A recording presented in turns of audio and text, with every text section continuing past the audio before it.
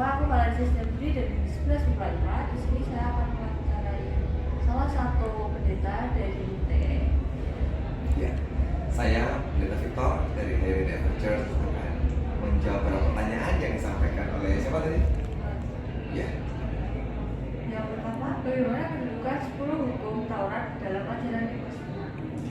10 hukum Taurat itu sebenarnya sebuah dasar fondasi yang sangat penting untuk jadi apa ya, sebuah patokan bagi kehidupan kita.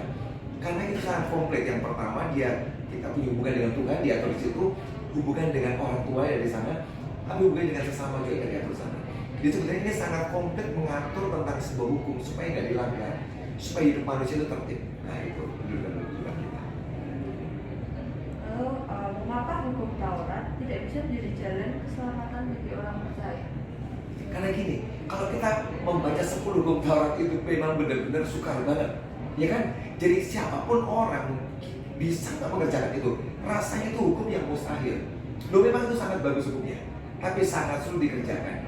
Itulah kenapa hukum Taurat nggak bisa kita sempurna mengerjakan. Karena itu Yesus datang memberikan keselamatan supaya yang sukar ini ditolong.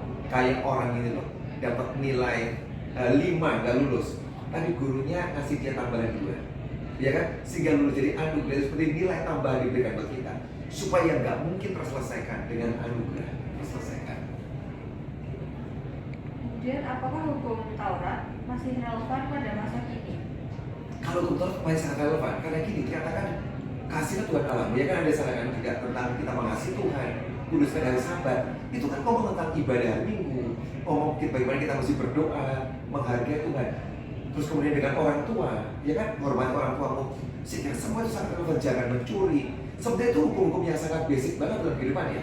Jangan mencuri, jangan membunuh, jangan pengen punya orang lain, jangan iri, jangan merampas punya orang.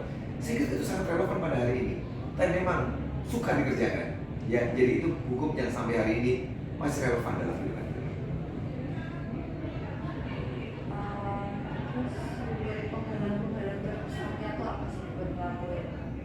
Ya, penghalang terbesar untuk melakukan hukum Taurat adalah di mana kita ini kan mempunyai kemauan, ya kan?